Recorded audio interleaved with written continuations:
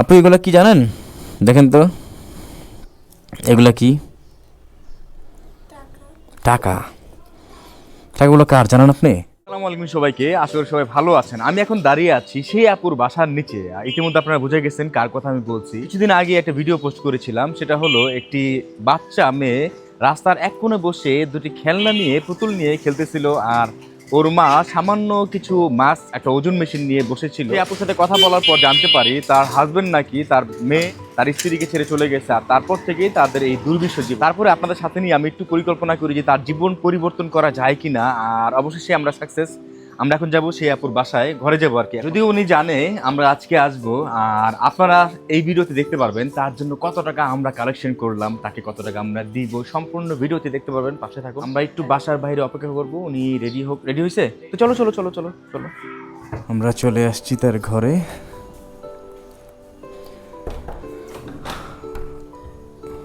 আসসালামু আলাইকুম আপু, ভালো আছেন? আসবো?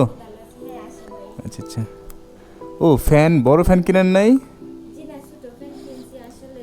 বাসায় ছাইরা দিছি, তাহারা বাসায় ছাইরা দিছি, এতে ওই ভাবলাম যে বড় ফ্যান এখন ওই খোলা লাগানো। বাসা ছেড়ে দিছে বলতে কারা ছেড়ে দিছে?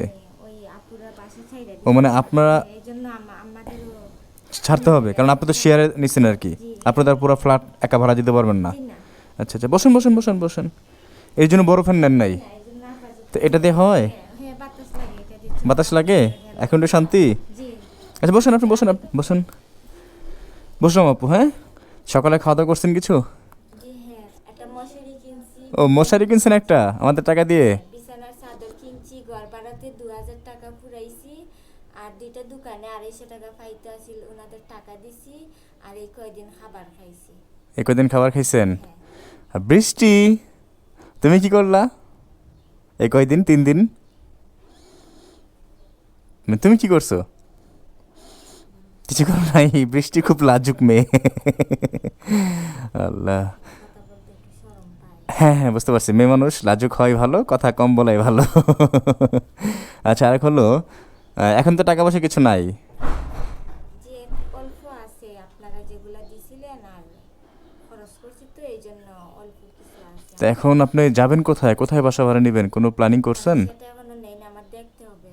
দেখতে হবে। তো কি করতে চান আপনি? কারণ হয়তো বা যাতে পার্মানেন্টলি পয়সা একটু আমরা বিক্রি করতে পারতাম বা বসতে পারতাম, এভাবে একটা হইলে হয়তো ভালো হতো। তো আপনি ধরেন দোকান দিলেন, হ্যাঁ, হ্যাঁ, দোকান দেওয়ার পর আপনার স্বামী যে ছেড়ে চলে গেছে, আপনাকে এত নির্যাতন করছে, এমনকি ওনার যে সন্তান, আপন সন্তান, সন্তানের গায়ে হাত তুলতো, তো আপনার দোকান দেখে, আপনার পরিস্থিতি ভালো দেখে উনি যদি আবার ফেরত আসে, তখন কি করবেন? না, ওনাকে আমি আর কখনো স্বামী হিসাবে মানব না। কারণ উনি আমাদেরকে অনেক কষ্ট দিয়েছে এবং কি আমাদেরকে বাইরে বের করে দিয়েছে বাসা থেকে। এবং আমরা যখন উনি আমাদের বের করে দেওয়ার পরে একটা খোঁজ খবরও নেয় নাই। এখন পর্যন্ত না? না, নেয় নাই। আমরা ফোন দিছি, ফোন যায় কিন্তু উনি ধরে না, তারপর বন্ধ কইরা দিছে, অফ কইরা দিছে মোবাইল। কোনো সময় আমরা একটা খোঁজ খবর নেয় নাই। তাহলে উনি যেহেতু আমরা খোঁজ খবর নেয় না, উনি আমরা যে ওনার বউ সন্তান এটা উনি মনে করে না, ওইটা চিন্তা করে না। যদি উনি চিন্তা করতো তাহলে তো আর আমাদের বাসা থেকে বের করে দিত না। আমাদের ঠিক আছে, বাসা তো উনি বের করে দিছে, তারপরে তো খোঁজ খবর নিত বা আমাদের আবার ফিরাইয়া নিয়ে যাইতো, উনি যদি ভালো হতো। উনি আসবে না, উনি ভালো না। উনি যেহেতু উনি পরকিয়া করতেছে, এই জন্য আমাদের সাথে ঝামেলা করতেছে। উনি আমাদেরকে আর কখনো নিবে না। নেবে না? জি তো না, এখন যদি ফেরত আসে তাহলে কিসের জন্য আসবে জানেন? জি না। এখন যদি ফেরত আসে, ধরেন আল্লাপাক আপনাকে একটা, আল্লাপাক তো কখনো কাউকে থামায় রাখে না, হ্যাঁ, হ্যাঁ, জি, রিজিকের মালিক তিনি। আল্লাহ, হ্যাঁ, রিজিকের মালিক আল্লাপাক না? আমরা বিশ্বাস করি রিজিকের মালিক তিনি। রিজিক কখনো কারো রিজিক কেউ কেড়ে নিতে পারে না, আর কারোর জন্য কারো রিজিক থেমে থাকে না। না, হ্যাঁ, আল্লাপাক আমাদের জীবনে সাময়িক সময় পরীক্ষা নেয়, সাময়িক সময় দেখে যে তার বান্দা ধৈর্যশীল কতটা। হ্যাঁ, হ্যাঁ, আমরা আমাদের সন্তান, ছোট সন্তান যখন প্রথম হাঁটা শিখে, তখন যখন ও তার শরীরের সমস্ত শক্তি দিয়ে, সমস্ত শক্তি প্রয়োগ করে যখন মাটিতে 2 পা রেখে হাঁটা শুরু করে, তখন আমরা কী পরিমাণ খুশি হই জানেন? ব্যাপক খুশি। এই কারণেই আল্লাহ কত ধৈর্য শক্তির পর আমার সন্তান হাঁটা শিখছে। জি, হ্যাঁ, এতদিন বসেছিল, হ্যাঁ শুয়েছিল, এখন হাঁটতেছে আমার সন্তান। বাট ওই জানে যে কতটা ধৈর্য নিয়ে কতটা শক্তি নিয়ে সে হাঁটা শুরু করছে। তা আল্লাহ পাকও তার বান্দাকে দেখে যে আমার বান্দা কতটা শক্তি আছে ধৈর্যের দিক দিয়ে। সাময়িক সময় আমাদের পরীক্ষা নেয়, আমাদের ধৈর্যের পরীক্ষা নেয়, তিনি খুশি হওয়ার জন্য আর কিছুই না। তার বিনিময়ে আমাদের অফুরন্ত দেয়, অফুরন্ত। যারা সমস্ত পাপে লিপ্ত আমাদের সমাজে আছে না, সমস্ত পাপে লিপ্ত, তারপরেও তাকে ছেড়ে আল্লাহ পাক কখনো যায় না। হ্যাঁ, আল্লাহ পাক শুধু আমাদের যারা ভালো আর যারা খারাপ, শুধু ভালোর সাথে আছে, খারাপের সাথে না, এটা ভুল। খারাপের সাথে আরও বেশি আল্লাহ পাক তাকে হেদায়েত দান করার চেষ্টা করেন। কারণ কি জানেন, যে দেখি আমার এই বান্দাটা সবসময় খারাপ পথে আছে, আমি ওর পিছু ছাড়বো না, ওর উপরে সবসময় আমি নজর রাখবো, কোনো এক সময় তো তওবা করে আমার পথে ফিরে আসবে। তাও আল্লাহ পাক সেই খারাপ বান্দার থেকে মুখ ফিরায় নেয় না, আরও তার উপর চেয়ে থাকে বেশিক্ষণ, যে দেখি এই বান্দা কোনো এক সময় সমস্ত পাপ ছেড়ে তওবা করে আমার পথে ফিরে আসে নাকি। তো এই জন্য আমার এই কথাগুলো বলা, যে সাময়িক সময় যে কষ্টগুলো, যে ধৈর্য, যে আমাদের পরীক্ষা, এটা আল্লাহ পাকে জাস্ট একটা ছোট্ট একটা পরীক্ষা। তার বিনিময়ে যখন আমরা সেই পরীক্ষা উত্তীর্ণ হই, তার বিনিময়ে আমাদের অফুরন্ত দেয়। আপনি যদি কখনো ভালো অবস্থায় যান, আল্লাহ পাক তো অবশ্যই নিয়ে যাবে। কখনো আল্লাহ পাক তার বান্দা খারাপ চায় না। তখন আপনার স্বামী কী জন্য আসবে জানেন? স্বামীর বদনাম করতেছি না, বাট বাস্তব যেটা সেটাই বলতেছি। আপনার টাকা পয়সা দেখে আসবে, আপনাকে ভালোবেসে না, তার সন্তানকে ভালোবেসে না, টাকাকে ভালোবেসে সে আবার আসবে নিঃস্ব করার জন্য, আর কিছুই না। আপনার জীবন থেকে যেটা চলে যাবে সেটা আল্লাহ পাকের উত্তম ফয়সালা। আমাদের জীবনে কিছু কিছু সময় আমরা জিনিস হারায় ফেলি, আর তখন আমরা আল্লাহ পাকের নিকট অভিযোগ জানাই, আল্লাহ এত সুন্দর জিনিস, এত দামি জিনিস তুমি আমার জীবন থেকে সরাই দিলা। হ্যাঁ, আমরা বুঝতে চাই না, বাট সেটা আল্লাহ পাক ভালো করে জানেন। আমাদের উত্তমের জন্য, আমাদের ভালোর জন্য, আমাদের সামনে থেকে যেটা সরাই দেয় সেটা আমাদের ভালোর জন্য, তার বান্দার ভালোর জন্য। বিনিময়ে তার থেকেও ভালো কিছু অপেক্ষা করে আমাদের জীবনে। বৃষ্টি, তোমার বাবা তোমাকে কি একটু আদর করতো না? কখনোই না। তোমাকে মা বলে ডাকে নাই কখনো তোমার বাবা? ও বাবা,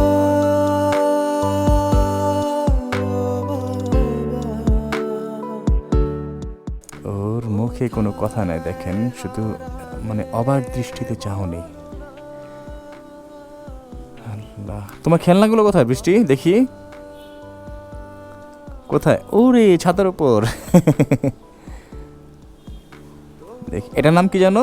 এটার নাম হলো মিনা। দেখি তোমার মিনাটাকে। এটা বৃষ্টি খেলনা। ওই দিন আমি যখন রাস্তা দিয়ে যাই, তখন কবির আমাকে দেখালো যে দেখো একটা ছোট্ট বাচ্চা মেয়ে, অনেক কিউট মাশাআল্লাহ, ও খেলনা নিয়ে বসে খেলতেছে। তখন আমি খেয়াল করি নাই, কবির খেয়াল করার পরে যখন তাকাই, তখন আমি আসলে অবাক হয়ে যাই যে সামান্য কিছু জিনিস নিয়ে আপুটি বসেছিল রাস্তার এক কোণে। হ্যাঁ, যেটা আসলে বিক্রি হওয়ার মতো জিনিস না। আর তার এই ছোট্ট মেয়েটিকে দেখে আমার আরও ভালো লাগে, আবার খারাপও লাগে। যখন তাদের ঘটনাগুলো আমি পুরোপুরি শুনি, তখন খুবই খারাপ লাগে যে এত সুন্দর একটা মেয়ে আমাদের সমাজে, আমরা দেখেন আমরা কত কষ্ট করি। আমরা এমনও দম্পতি আছে যারা সারা জীবন একটি সন্তান পায় না। কি কবির আছেন এরকম? সারা জীবন হাজারো হাজারো দম্পতি আছে, আল্লাহ পাকের কাছে চায় কিন্তু আল্লাহ পাক দেয় না। তবে কিছু মানুষের আল্লাহ পাক দেয় না, তারা অনেক কষ্টে থাকে। যদি আল্লাহ আমাকে একটা বাচ্চা কোন এক সময় দেয়, কত মানে সব সময় আল্লাহর প্রতি ধৈর্য হারায় না, ধৈর্য হারায় না। যারা না চাইতে আল্লাহর কাছে পাওয়া যায়, তারা ওটার মূল্যটা মূল্য দিতে পারে না। এটাই সমাজে, এটাই চলতেছে।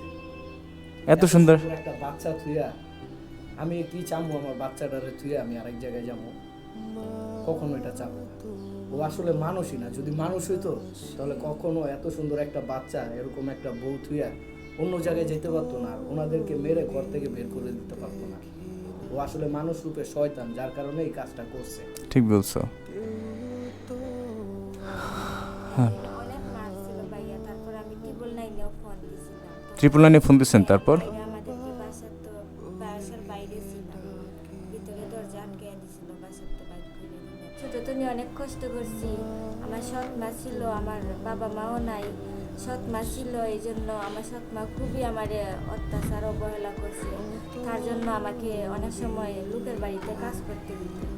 লোকের বাড়িতে থাকতাম, কাজ করতাম, এইভাবে থেকে আমি বড় হয়েছি। আর যখন একটু বড় হই তখন আমি ঢাকায় চলে আসি। ঢাকায় চলে আসা গার্মেন্টসে কাজ করি। খুবই কষ্টের দিন গেছে, আমার জীবন গেছে। তারপর বাচ্চার বাবার সাথে দেখা হয়, উনি চাকরি ছাড়াইয়া দেয়, বললো অনেক কষ্ট করছে জীবনে, আর কি দরকার এখন বিয়া শাদী, পয়সা সুখে সংসার। চিন্তা করলাম যেহেতু ছোটোর থেকে আমি কষ্ট করে বড় হয়েছি, অনেক কষ্ট করছি, মার হাতের অনেক সৎ মায়ের হাতের অনেক মায়ের খাইছি, খুবই অবহেলা, কেউ আদর করে নাই, কখনো ভালোবাসে নাই, বাবা মার আদর ভালোবাসা পাই নাই, ভাই বোনেরও আদর ভালোবাসা পাই নাই।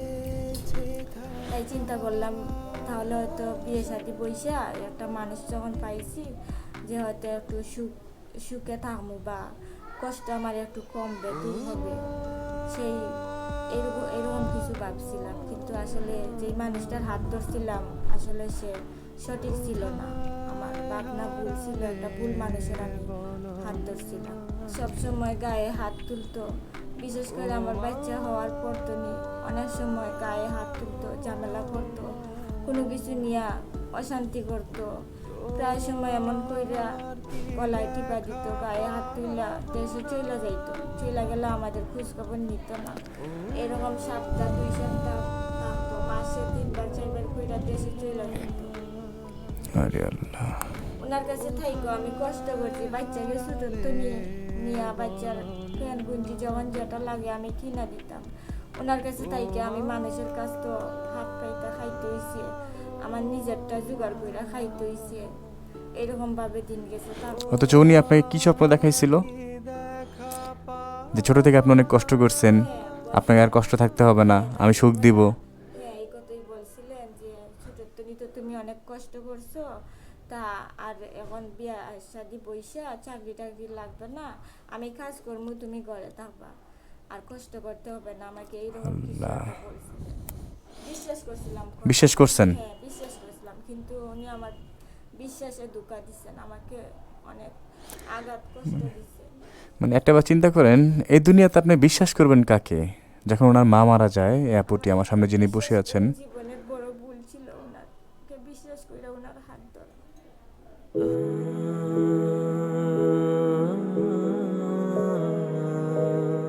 যেটা বলতে চাইছিলাম যে জীবনে আপনি বিশ্বাস করবেন কাকে?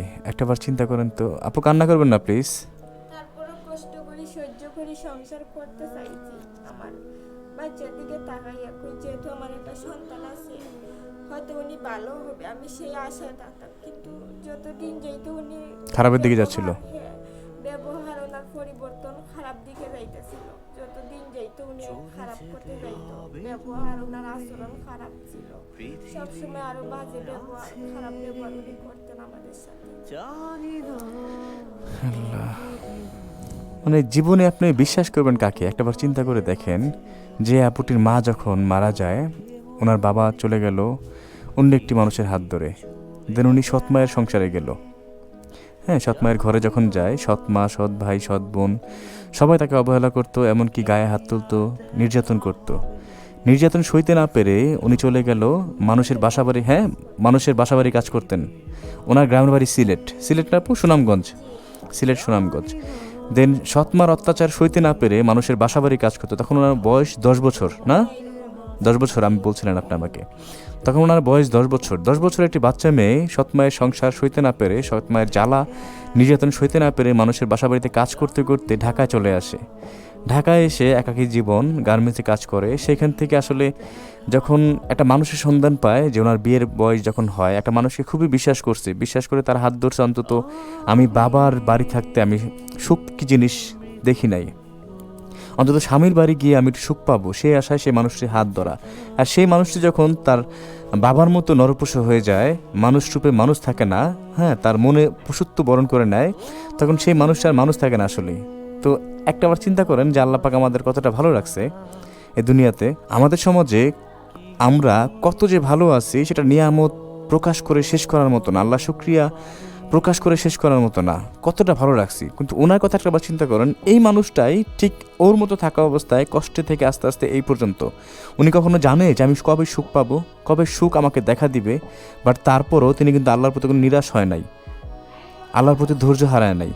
উনি তার ধৈর্য নিয়ে অবিচল এখনও অটুট আছেন তার জায়গায়। উনি জানে একদিন হলেও আল্লাহ পাক আমাকে সুখ দিবেন।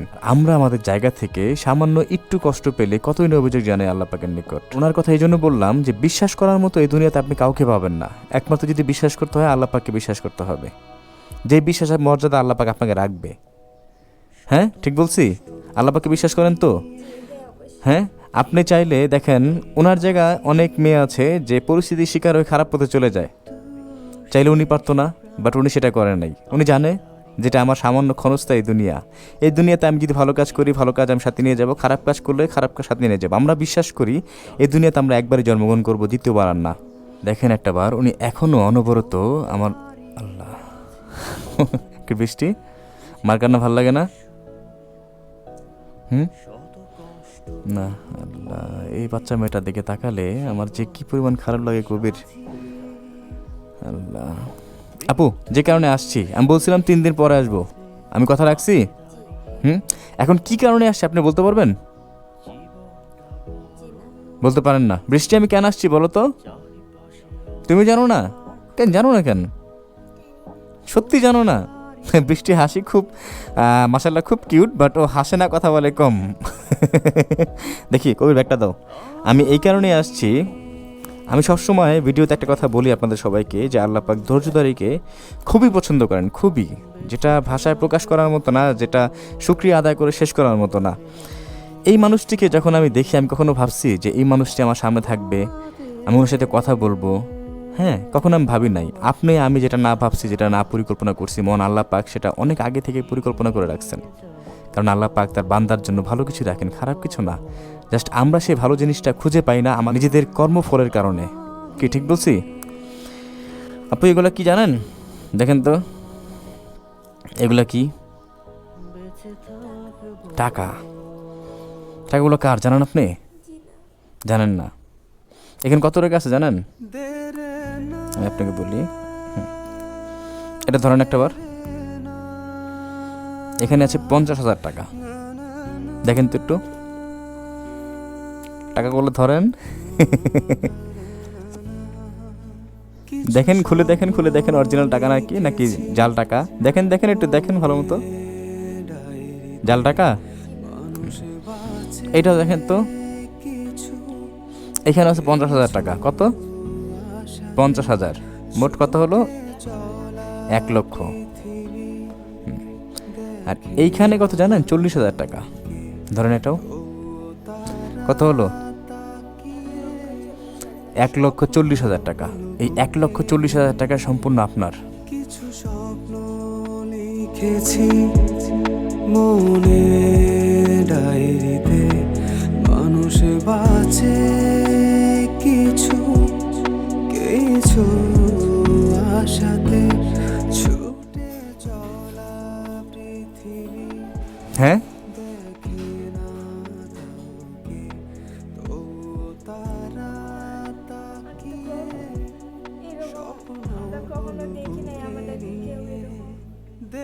আপনি কল্পনা করেন নাই?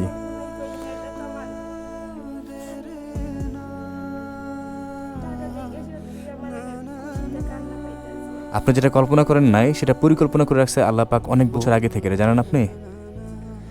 হ্যাঁ, ধৈর্যের পরীক্ষায় যে উত্তীর্ণ হয় আল্লাহ পাক তাকে খুবই পছন্দ করেন, এটা তো জানেন।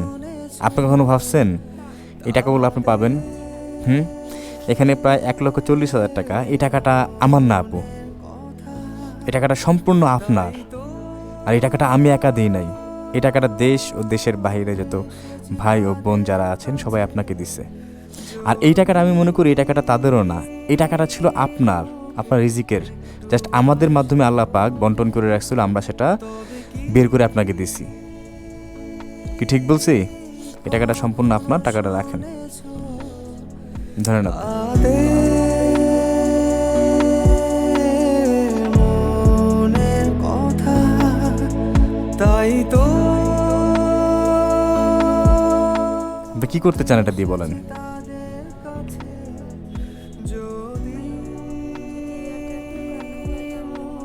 তা আপনি বাসা ভাড়া নেবেন কোথায়?